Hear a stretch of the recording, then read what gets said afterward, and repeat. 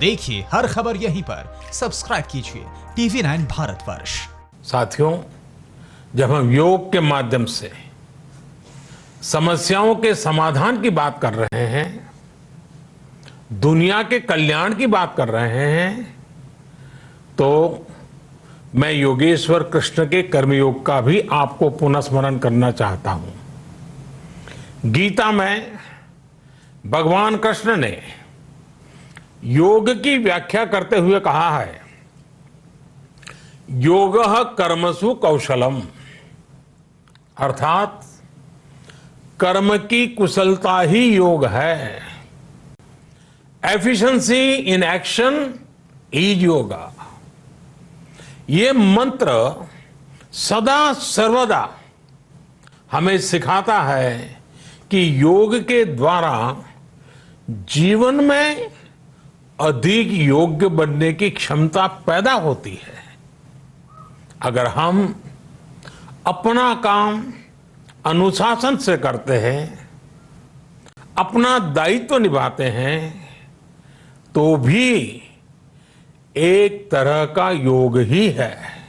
साथियों, कर्मयोग का एक विस्तार और है। हमारे यहां कहा गया है, युक्त आहार विहारस्य युक्त चेष्टस्य कर्मसु युक्त स्वप्नावबोधस्य योगो भवति दुखा। अर्थात सही खान पान, सही ढंग से खेलकूद, सोने जागने की सही आदतें और अपने काम, अपनी ड्यूटीज को सही ढंग से करना ही योग है। इसी कर्मयोग से हमें सभी तकलीफों और समस्याओं का समाधान मिलता है।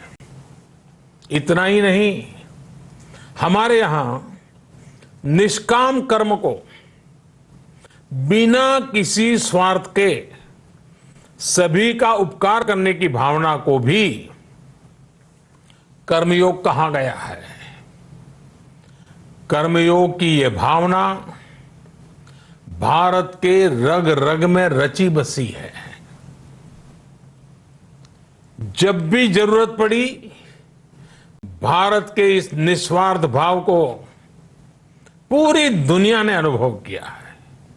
साथियों, जब हम योग से चलते हैं, कर्मयोग की भावना से चलते हैं, तो व्यक्ति के तौर पर, समाज के तौर पर, देश के तौर पर हमारी शक्ति भी कई गुना बढ़ जाती है।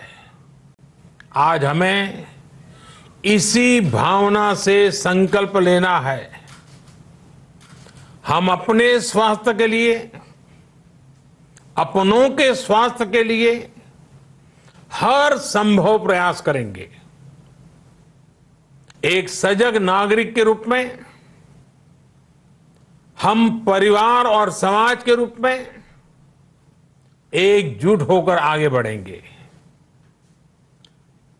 हम प्रयास करेंगे कि yoga at home and yoga with family को अपने जीवन का हिस्सा बनाएं। ये सिर्फ एक दिन के लिए नहीं होना चाहिए।